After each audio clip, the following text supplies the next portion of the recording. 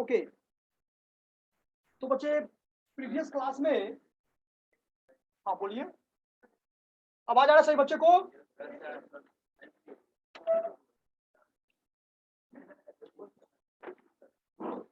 हाँ बोलिए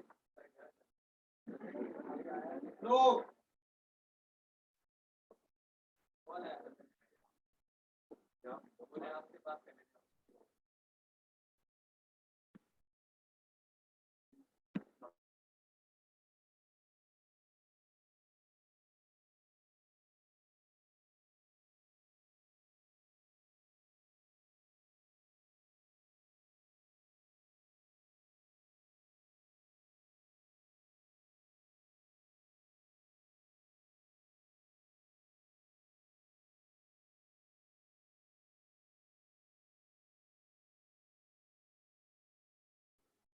क्वेश्चन बताए थे एसेट्स और लायबिलिटी के बारे में, यस या no?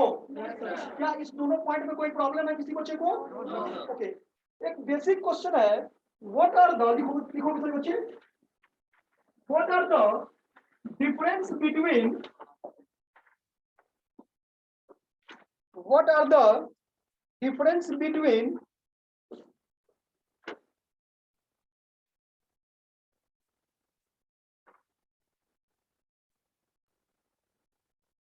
difference between assets and liabilities?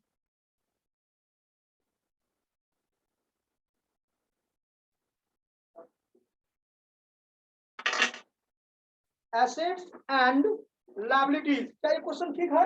बढ़िया क्वेश्चन भी है, पर इसको हम एक्सप्लेन कर देते हैं, समझा देते हैं, उसके बाद आपको बच्चे क्या करेंगे, नोट्स करवा देंगे। ओके, देखो सबसे पहले हमको ये बताया कि एसेट्स जो होता है उस पर बिजनेस का, बिजनेसमैन का नहीं, बिजनेस का ओनरशिप होता है, मतलब जिसको हम मालिकाना हक कहते हैं कि ये शर्ट हम पहने हुए हैं, ये सब मेरा है, हम इसको जब चाहे तब इसको बेच करके कैश में क्या कर सकते हैं, कन्वर्ट कर सकते हैं। तो ये बच्चे थोड़ा समझना है हम लोगों को कि एसेट्स पर जो है सो ओनरशिप होता है, बट लायबिलिटी तो एक प्रकार की ऑब्लिगेशन है, एक प्रकार के क्लेम है, जिसको सॉरी जिसको बिजनेस के द्वारा क्या किया जाना पड़ता है, उसको सेटलमेंट करना पड़ता है, पेमेंट करना पड़ता है। समझ आ गया बात कि एसेट्स पर जो होता है वो क्या होता है, ऑनरशिप होता है, बट लायबिलिटी पर जो है वो क्या होता है, ऑब्लिगेशन यानी क्लेम है, उसको सेटलमेंट करना पड़ता है। क्या फर्स्ट पॉइंट क्लियर है? Okay, second point, assets are shown on the right hand side of the balance sheet, यानी जो बच्चे पढ़ के आए हैं वो जानते होंगे कि एसेट्स जो है उसको हम लोग कहां शो करते हैं, बैलेंस शीट के राइट हैंड साइड पे, जबकि whereas liabilities are shown on the left hand side of the balance sheet, यानी LHS और RHS। ये तो इजी पॉइंट है, क्लियर रहेगा, आया समझ में? तीसरा पॉइंट ये कहता है कि assets has shown debit balance, कौन सा बैलेंस, क्रेडिट बैलेंस। वही कदा कभी कभी ऐसा होता है कि वो लायबिलिटी यानी क्रेडिट बैलेंस भी हो जाता है, लेकिन कभी कभी बच्चे, हमेशा नहीं। लेकिन जो लायबिलिटी होता है बच्चे वो क्या होता है, क्रेडिट बैलेंस होता है। कौन सा बैलेंस होता है, क्रेडिट बैलेंस। तो एसेट्स हैज शोन क्या, debit balance, but liability has shown क्या, तीनों पॉइंट क्लियर है? फर्स्ट ओनरशिप ऑब्लिगेशन, सेकंड क्या हुआ, right hand side left hand side, और थर्ड जो है वो क्या हो गया, डेबिट बैलेंस। और इसको क्यों नहीं एक थोड़ा पहले शॉर्ट में लिख लें, उसके बाद ताकि चूंकि आपको इस तरह से अगर लिखोगे तो आपको पूरा का पूरा याद रहेगा। अगर मान लो यहाँ पर एसेट्स है और यहाँ पर क्या हो गया, लायबिलिटीज, तो एसेट्स में क्या बोले, ऑनरशिप, ऑनरशिप, जबकि ये तो एक प्रकार का क्या है, क्लेम है, क्लेम्स जिसको की ऑब्लिगेशन, ऑब्लिगेशन है ना। दूसरा इसको बताएं आपको डेबिट बैलेंस, जबकि इसको क्या बताएं, क्रेडिट बैलेंस। दिखाई दे रहा सही बच्चे को? और तीसरा और लास्ट में क्या बताए हैं कि ये आपको राइट हैंड साइड RHS, जबकि ये क्या LHS। तो क्या लिखवाना जरूरी है, समझ में आ गया? लिखवा दे नोट्स। जैसे आपको क्रेडिटर है, सप्लायर है, हम किसी भी सप्लायर से रॉ मटेरियल परचेज करते हैं ना फिनिश गुड्स को कन्वर्ट करने में, जैसे लोग, तो उस फिनिश गुड्स को कन्वर्ट करने में हम लोग जो रॉ मटेरियल परचेज किए, तो भैया वो क्रेडिटर को, वो सप्लायर को पेमेंट करेंगे कि नहीं करेंगे? इसको क्रेडिटर। जैसे कहते हैं कि purchase goods from Ram, Ram से सामान क्या किए? परचेज कर लिए। सोल्ड गुड्स टू क्या? श्याम, श्याम को सामान बेच दिए। अब उधार पर बेचे हैं, उधार पर खरीदे हैं, because there are two types of क्या? परचेज। अब हम ये तो पहले ही बता चुके हैं कि one person is called purchaser, then another person is called seller. तो ये चीज आपको ध्यान में रखना है कि अगर वन पर्सन परचेजर है, अनदर क्या है? सेलर है। वन के लिए परचेजेस तो अनदर के लिए क्या? सेल्स। वन के लिए परचेज रिटर्न, अनदर के लिए सेल्स रिटर्न, है ना। वन के लिए डेबिटेड तो अनदर के लिए क्या? यही तो रीजन है कि हम लोग जब पास देखते हो एटीएम से पैसा निकाल, कभी निकाले हो कोई बच्चे? हम उससे अलग थोड़े होंगे। तो उसमें क्या होता है, एक मैसेज, मोबाइल अगर आपका कनेक्ट है तो उसमें तुरंत मैसेज आ जाता है, your account has been debited is ₹500। तो आपका अकाउंट उसी के बुक्स में, किसके बुक्स में? बैंक के बुक्स में डेबिट, तो आपके बुक्स में बैंक क्या हो जाएगा? क्रेडिट। हमेशा ये मत समझना कि उसमें भी डेबिट और हम में भी क्या? डेबिट। जब भी होता है अपोजिट होता है। That clear? सभी बच्चों को समझ में आया? चलिए लिख लीजिए थोड़ा 2 पॉइंट। तो ऐसे भी आप what are the differences between assets and liabilities, ठीक है, ऐसे भी लिख सकते हैं, और नहीं तो नोट्स अगर लिखेंगे तो वो हम लिखवा दे रहे हैं। लिखिए first point. Yes,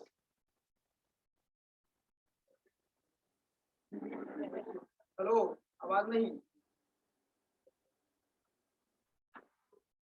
first point में तो आप मीनिंग लिख लीजिए, डिफरेंस लिख लिए ना, इसी को अदर वर्ड में लिख लीजिए, इन अदर वर्ड, और नीचे में फिर से उसको कॉलम बनाएंगे, एसेट्स और क्या?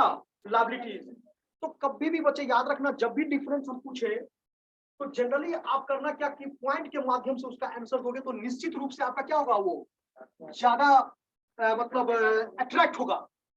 जो एग्जामिनर है वो अट्रैक्ट जो होता है वो ऐसे ही होता है कि अगर उसको पॉइंट चाहिए, कॉन्सेप्ट मतलब क्लियर वाला पॉइंट चाहिए, अब मतलब पूरा पेज ही आप लिख दो, अब मेन पॉइंट लिखना ही नहीं करो, तो आपको जनरली मार्क्स खास करके अकाउंटेंसी में, ठीक है, उसमें आपको नहीं मिलेगा।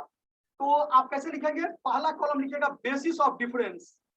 बेसिस ऑफ, जब कभी भी हम भी आपको पूछे डिफरेंस तो आप इसी तरह से लिखना है। First column basis of difference, second column किसमें डिफरेंसेस है? एसेट्स एंड, तो ये एक कॉलम एसेट्स का और एक कॉलम किसका? इससे आपका कॉन्सेप्ट क्या हो जाएगा?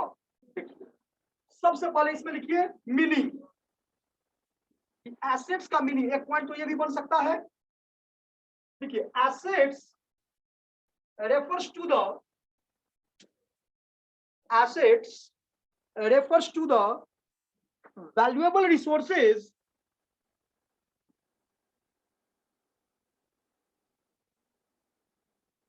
फर्स्ट पॉइंट में क्या लिखे? मीनिंग, हाँ, assets refers to the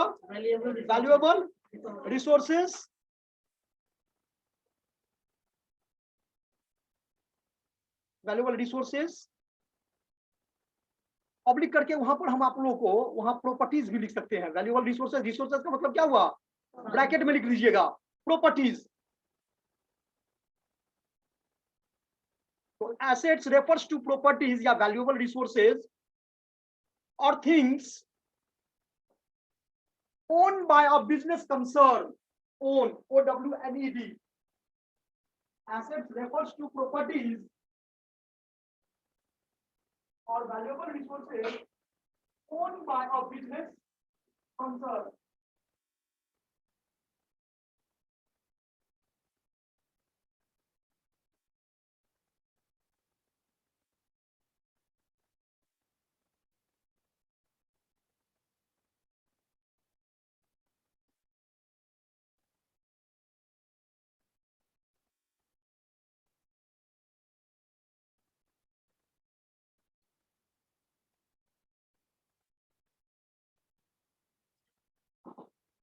क्या बच्चे लिखे? Refers to valuable resources or properties which owned by a business concern, which can be expressed, which can be expressed in term of क्या, मनी, इसको आप मनी के टर्म में express कर सकते हैं।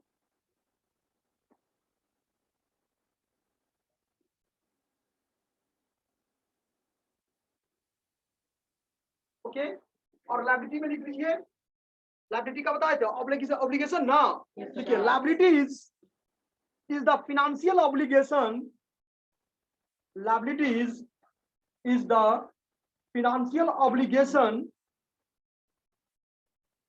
of an enterprise obligation of an enterprise other than owner's fund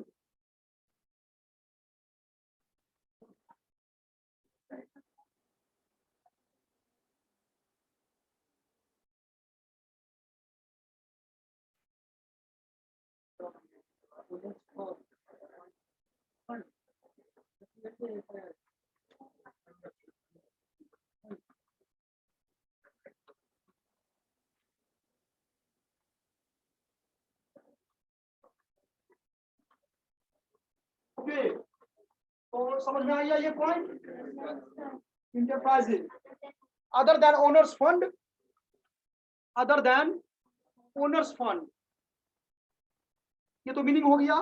second में ये तीनों पॉइंट जो भी हम बताए थे लिखिए,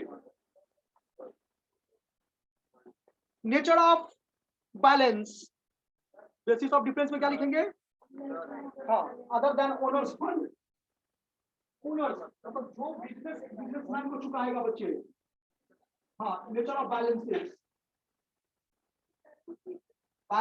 बैलेंसेस बच्चे याद रखना, आगे भी आपको बताएंगे rule of debit and credit में, ऑल अकाउंट्स हैज क्या shown two balances, debit balance and credit balance. एक छोटा सा यहाँ पर मीनिंग समझ लो कि डेबिट बैलेंस हम कब कहेंगे, तो excess of debit over credit, मतलब ज्यादा डेबिट होगा और क्रेडिट कम होगा, it is called debit balance, और excess of credit over debit it is called credit balance. नहीं, वो तो रूल है, वो तो बच्चे गोल्डन रूल है, या उसको तो उस टॉपिक पर हम लोग आएंगे।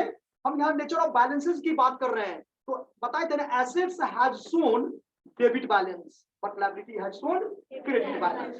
लिख लीजिए, नेचर ऑफ बैलेंस हेडिंग लिखिए और एसेट्स में लिखिए assets has shown debit balance, assets has shown debit balance, whereas उसमें assets has shown debit balance और debit is written short form DR, ये याद रखना, और credit is written short form CR। Clear है कॉन्सेप्ट? थर्ड पॉइंट लिखिए, third point में आप लिखेंगे बोले ना, all liability has shown credit balance, वहां डेबिट, यहाँ पर क्रेडिट, इसी को तो समरी करके हम बता दिए थे बोर्ड पर आपको, assets has shown debit balance whereas liability has shown क्या, क्रेडिट बैलेंस। और तीसरा पॉइंट लिखिए कि साइड ऑफ बैलेंस शीट, हाँ, side of balance sheet,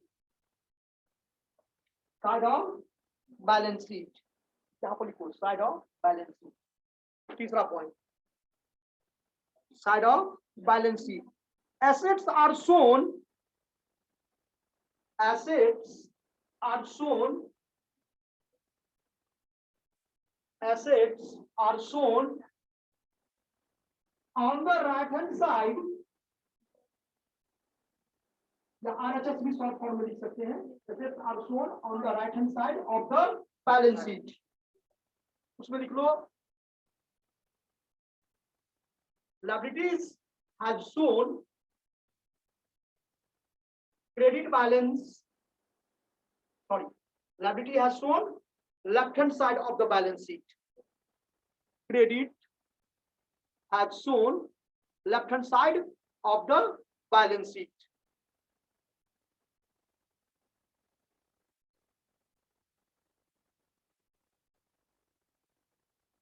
okay, और एक आप फॉर्मूला से भी इक्वेशन टाइप का होता है, वो भी आप लिख सकते हैं बच्चे। इस तरह से भी आप लिख सकते हैं। इक्वेशन, अकाउंटिंग इक्वेशन बच्चे आप लोग पढ़े होंगे, बहुत सारे बच्चे।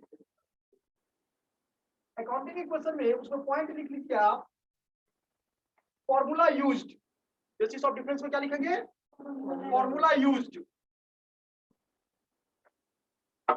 Formula used. तो आप उसमें लिखेंगे assets equal to capital plus liabilities. ये फॉर्मूला यूज करते हैं एसेट्स को फाइंड आउट करने के लिए। Whereas liability equal to assets minus capital. समझ में आ गया? तो ये पॉइंट है। तो अगर हम 5 नंबर का क्वेश्चन पूछें तो आप इसको 4 पॉइंट क्या कर सकते हो, वहां पर दे सकते हो। ओके, हाँ एग्जाम्पल भी लिख सकते हैं। एक पॉइंट उसको भी बना सकते हैं आप, एग्जाम्पल ऑफ एसेट्स वर्सेस क्या, लायबिलिटीज। आप एसेट्स लायबिलिटी दोनों का ये दे सकते हैं।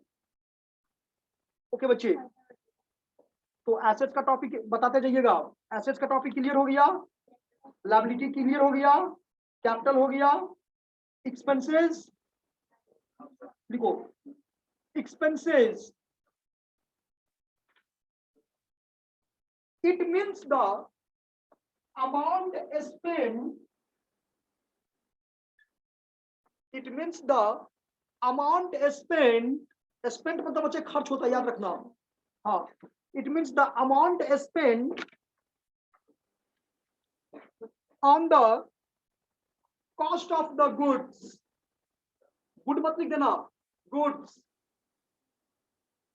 it is the amount spent on the cost of the goods। मतलब ये समझ में आया कि अगर मान लो मेरा काम है मार्कर बेचना, सिंपल वर्ड में समझ लो, क्या काम है, मार्कर को मैन्युफैक्चरिंग करना। तो इसको मैन्युफैक्चरिंग करने में जो भी आपको खर्च लगे, अब खर्च किन्हीं प्रकार का, जनरली अगर कॉस्ट के पॉइंट ऑफ व्यू से जाएंगे तो मटेरियल, लेबर, ओवरहेड, ठीक है, मटेरियल, लेबर या एक्सपेंसेस। आपको ओवरहेड से अच्छा रहेगा, एक्सपेंसेस को हो, ठीक है, यानी डायरेक्ट और इनडायरेक्ट होता है। तो किसी भी प्रोडक्ट को यानी रॉ मटेरियल से कन्वर्ट करने में, इसको कन्वर्ट करेंगे, रॉ मटेरियल कन्वर्ट करेंगे किस पे, फिनिश गुड्स में। तो इसको या यूं कहो कि उस फिनिश गुड्स को कस्टमर तक प्रोवाइड करने में, क्योंकि सिर्फ प्रोडक्शन कॉस्ट ही नहीं आता एक्सपेंसेस में, हो सकता है एडवर्टाइज करेंगे क्योंकि कस्टमर दिखेगा तभी तो वो उसको खरीदेगा, या जो फैक्ट्री है वहां से आपको कस्टमर प्लेस तक जाएगा ना, उसमें कॉस्ट लगेगा ना, ट्रांसपोर्टेशन कॉस्ट, तो उसको भी शामिल करते हैं। यानी ये कहने का मतलब ये हुआ कि कॉस्ट ऑफ द गुड्स, यानी इस वस्तु को बनाने में या उसको कस्टमर तक पहुंचाने में जो भी आपका क्या लगे, खर्च लगे, अमाउंट स्पेंट हो, कॉल्ड क्या, एक्सपेंसेस। समझ में आया? आगे उसमें एक लाइन और लिख लो, cost of the goods and services used. ये लाइन आ गया, सर्विसेज, जो ट्रांसपोर्टेशन, इंश्योरेंस सब होगा ना, बैंकिंग, ये सब किसमें आएगा, सब सर्विसेज में आएगा। तो cost of the goods and services used up in the process of earning revenue, used up in the process of earning revenue। अब यहां पर एक वर्ड आ गया, रेवेन्यू। भैया अगर इस मार्कर को हम बनाए तो मेरा ऑब्जेक्ट क्या था, इसको बेचना, इससे पैसा क्या कमाना, ठीक है। तो कमाने के पर्पस से जो भी सामान या वस्तु को हम बनाए और साथ ही साथ उसको सर्विस क्या किए, प्रोवाइड किए। लाइक और ट्रांसपोर्टेशन होता है, इंश्योरेंस होता है, उसके बाद आपका और भी बहुत सारा सेक्टर, बैंकिंग सेक्टर हो गया, लोन लेते हैं, तो ये सब भी आपका सब क्या आ जाएगा, सर्विसेज में आ जाएगा, ठीक है। तो इन सभी को मिला करके इकट्ठा हम लोग क्या कहेंगे, एक्सपेंसेस कहेंगे। अभी हम बता रहे हैं, 2 मिनट में आपको इसके बाद रेवेन्यू का टॉपिक बताएंगे। एक लाइन और लिख लो, in other words and expenses also refers, in other word expenses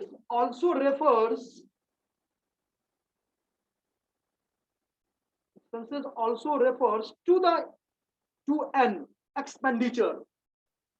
बड़े बड़े ऑर्गेनाइजेशन में इसको एक्सपेंडिचर भी इंडिकेट किया जाता है।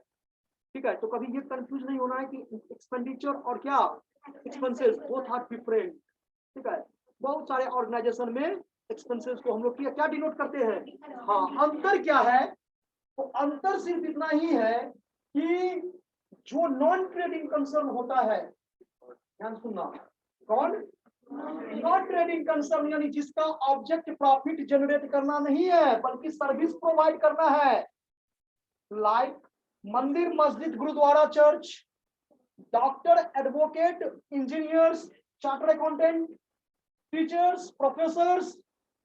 उसके बाद आप इसको जैसे अनाथालय सब होता है, क्लब उलब होता है, ठीक है, एनजीओ जितना भी ट्रस्ट, वो अपने यहाँ वर्ड यूज नहीं करता है। क्या वर्ड यूज करता है?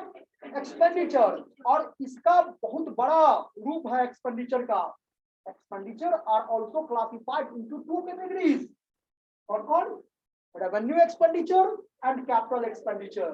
रेवेन्यू एक्सपेंडिचर जो आपका रेकरिंग नेचर का होगा, बार बार होगा, रेंट पेड करना है, हर एक महीना पेड करना है जब तक उस मकान में रहेंगे।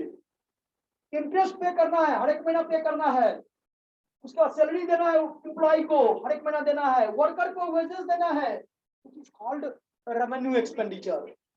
लेकिन अभी पिछले क्लास में एक एग्जांपल दिए थे ऑटो का, बाइक का भी एग्जांपल दिए थे, तो उसमें जो पेट्रोल करते हैं, भरवाते हैं, वो तो डेली करना पड़ेगा ना, it is called revenue expenditure. लेकिन अगर बाइक ही परचेज कर लिया आने जाने के लिए, तो जिसको परचेज करने में एक लमसम अमाउंट यानी एक फिक्स्ड अमाउंट इन्वेस्ट किए, लॉन्ग टर्म तक सर्विस प्रोवाइड करेगा, वो आता है कैपिटल एक्सपेंडिचर के कैटेगरीज में। और अभी किए, इस महीना रेंट दिया, इसी महीना रहने देगा मकान मालिक, दूसरे महीना क्या करेगा? भगा देगा।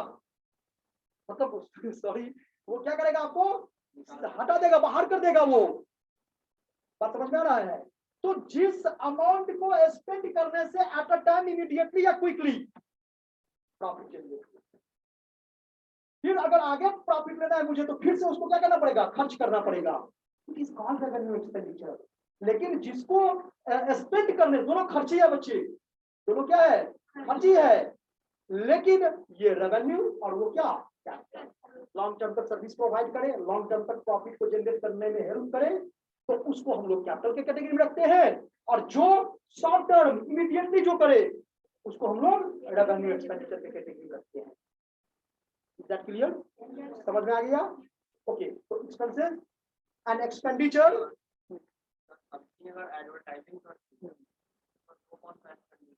उस अकाउंटिंग ईयर से देखो, अब एडवर्टाइजिंग का बहुत अच्छा क्वेश्चन है। इन्होंने क्वेश्चन पूछे है कि एडवर्टाइज, अगर मान लो एडवर्टाइज करते, तो इसका तो मतलब ये नहीं ना है कि आज ही भर के लिए एडवर्टाइज है या इसी मंथ के लिए एडवर्टाइज है। आपको वहां पर जज करना पड़ेगा कि आप अकाउंटिंग ईयर क्या एज्यूम कर रहे हो। अगर आफ्टर अकाउंटिंग ईयर है, तो बच्चे उसको दोनों, जैसे मान लो 10,000 रुपया हम ऐड किए, कितना साल के लिए? 10 साल के लिए। ध्यान से सुनना, कितना साल के लिए? अब अकाउंटिंग ईयर तो 1 ही साल का है, तो इसको 10 से डिवाइड किया, यानी पर ईयर कितना हो रहा है? ये हो गया per year. It is called revenue expenditure. और रिमेनिंग पार्ट्स यानी 9,000, it is called capital expenditure. आपको कैपिटल का भी हम फिक्स कैपिटल में भी बताए थे, परचेज ऑफ फिक्स्ड एसेट्स। तो जितने भी फिक्स्ड एसेट्स को परचेज करने में पास आ जाता है, it is called capital expenditure. बताया समझ में?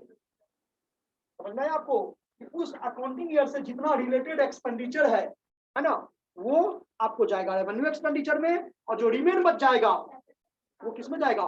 कैपिटल में। ओके, चलिए नेक्स्ट पॉइंट, इनकम।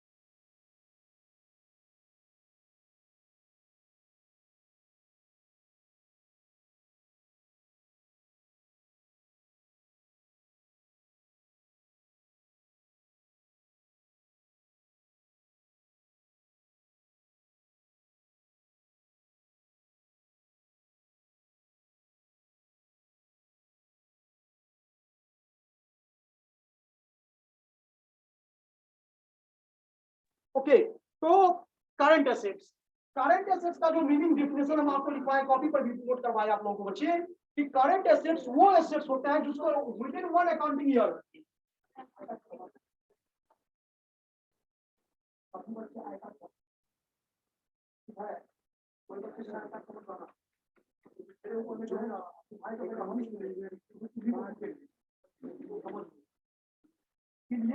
पढ़ाना जितना लेना है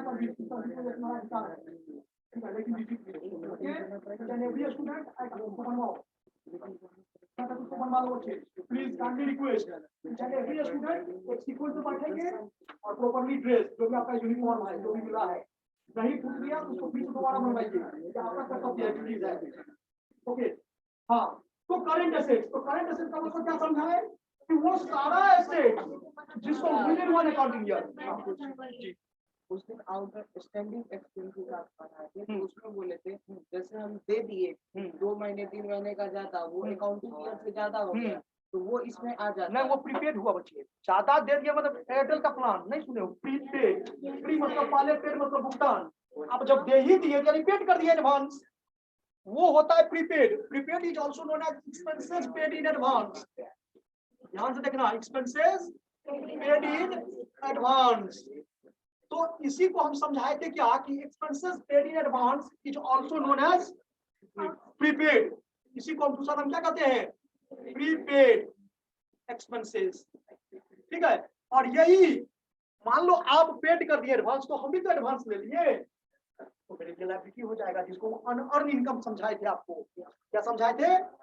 हाँ, अक्रूड नहीं बच्चे, अनअर्न इनकम मतलब हम उस इनकम को जनरेट, आपको एडवांस दे दिए रेंट, एज मान लो मकान मालिक है, आप किराएदार हैं, आप तो 15 मंथ का रेंट पेमेंट कर दिए, लेकिन मेरा महीना तो 3 मंथ का अकाउंटिंग ईयर तो नहीं आया है, तो हम भी तो एडवांस ले लिए, तो मेरे लिए वो लायबिलिटी हो जाएगा, जिसको हम लोग क्या कहते हैं, अनअर्न, अनअर्न इनकम, और क्या, income receive in advance, income advance. जैसे अभी आपको समझा रहे थे ना डेबिट क्रेडिट, नहीं बता रहे थे, one account is debited then another account is क्या, उसी तरह से ये भी है कि अगर एक पर्सन के लिए प्रीपेड हुआ तो अनदर के लिए क्या होगा, रिसीव इन एडवांस होगा। अरे कहीं ना कहीं तो एडवांस आप दोगे ना, किसी को पेमेंट करोगे ना, ऐसा तो नहीं नहीं पॉकेट से लेकर के इस पॉकेट में एडवांस रख लोगे। ठीक है, समझ में आ गया क्या? अब ऐसा तो उसको हम देखे नहीं है, लेकिन ऐसा होता है, हाँ सही है। हाँ, करंट एसेट्स आर दो एसेट्स नहीं बताए कि with in converted into cash, समझाने तक वो बोले ना कि जैसे मान लो डेटर है, एक मिनट, डेटर है, ठीक है, या मान लो स्टॉक है या कैश है, जब चाहो तब उससे बैंक में से पैसा निकाल के काम कर सकते हो। किसी कस्टमर को सामान बेचे हो तो उससे पैसा लोगे, with in one accounting year receive करोगे। सामान गोडाउन में गुड्स पड़ा हुआ है, उसको बेच करके पैसा कैश में क्या करोगे, कन्वर्ट करोगे। प्रीपेड अभी किए हैं, ठीक है, एडवांस ले लिया, पैसा ले लियो, कोई भी काम कर सकते हो, वही सब करंट एसेट होता है, जिसको आप विद इन वन अकाउंटिंग, यानी अगर 12 मंथ का अकाउंटिंग ईयर है तो 12 मंथ के अंदर में आप उसको क्या करोगे, कैश में कन्वर्ट करोगे, वही करंट एसेट होता है। ओके, चलिए इनकम को लिखिए। The difference between इनकम को डैश देके लिखेंगे। बहुत बेसिक वर्ड पढ़ा रहे बच्चे, आप लोग थोड़ा इसको ध्यान से पढ़ेंगे घर पर। The difference between revenue and expenses, the difference between revenue and expenses is called, the difference between revenue and expenses is called income.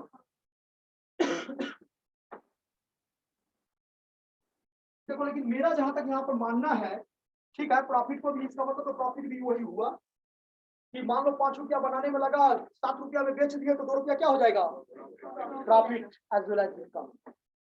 लेकिन हम जहां तक अपने मतलब एक्सपीरियंस के आधार पर अगर हम उसको बताएं तो हम यही कहेंगे कि चल रहे रोड पर 5 रुपया मिल जाए। मतलब क्या कि जिसमें कोई एक्टिविटी मुझे करना नहीं पड़े, सडनली अचानक होता है ना, दुकान में आग लग जाता है तो नष्ट हुआ ना, तो वो होता है एबनॉर्मल लॉसेस। और जो ये सडनली आता है, इसको हम लोग क्या कहते हैं, एबनॉर्मल इनकम यानी गेन। यानी याद रखना है कि कोई भी प्रोडक्ट अगर मान लो एग्जाम्पल लिखो तो, फॉर एग्जाम्पल तीनों पॉइंट यहां पर क्लियर हो जाएगा। Goods costing rupees,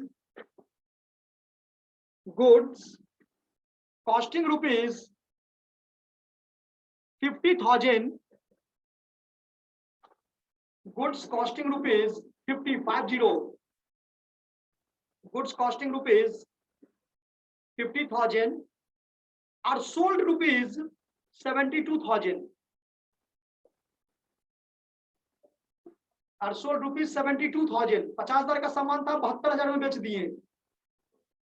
Here the cost of the goods sold, here the cost of goods sold,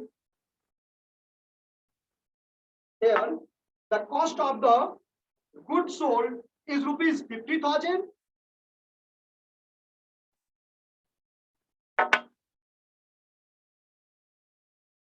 cost of the goods sold is rupees 50,000, is expenses, is expenses, sale value of goods, sale value, sale value of goods, sale value of goods, that is rupees 72,000, that is होता है आई और ई, और आई और ई का मतलब होता है बच्चे, हाँ, ये जब भी हम आपको अकाउंटिंग में बोले दैट इज लिखने के लिए, इसका शॉर्ट फॉर्म क्या लिखेंगे आप, आई और ई। ओके, इड ईस्ट का फुल फॉर्म क्या होता है, हाँ। चलो आगे देखो, सब करना आपको क्या होता है, हाँ, that is rupees 72,000 is called क्या, revenue, and difference, and the difference that is rupees 22,000, and the difference that is rupees 22,000 is called,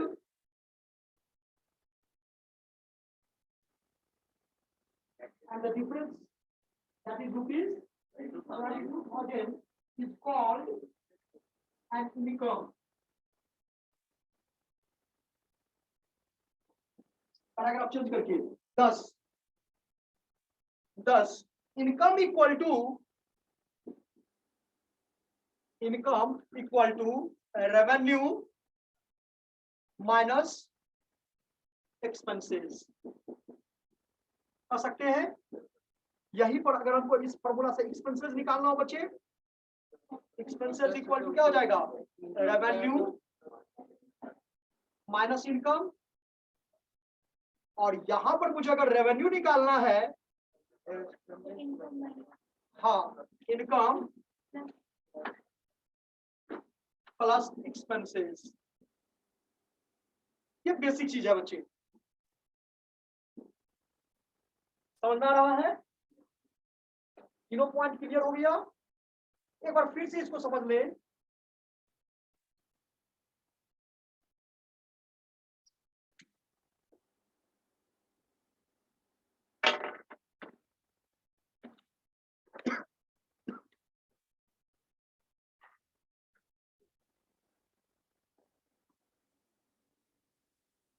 समझ में आ गया तीनों पॉइंट।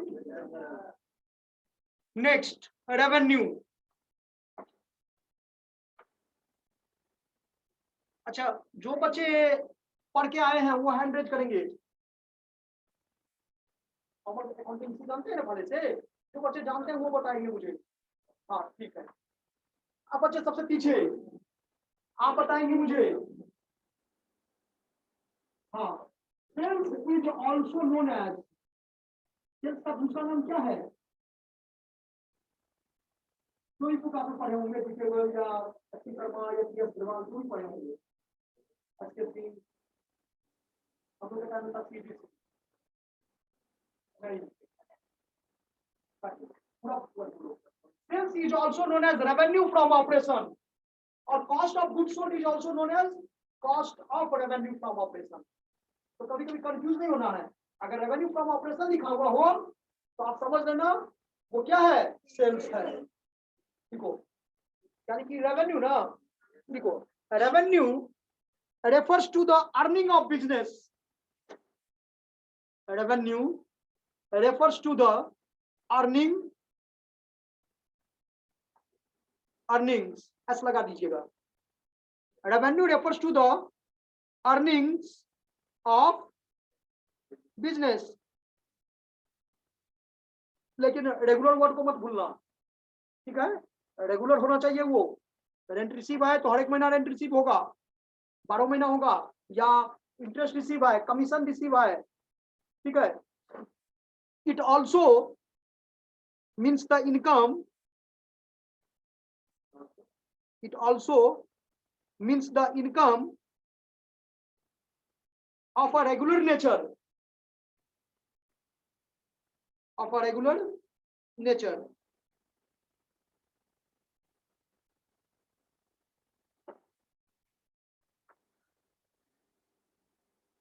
रेगुलर मतलब रेकरिंग, पता याद रहेगा ना, रेगुलर मीन्स रेकरिंग नेचर, जो भी थोड़ा देर पहले भी बताए थे। ओके, समझ में आ गया। तो कितना पॉइंट आज हम लोग डिस्कशन किए,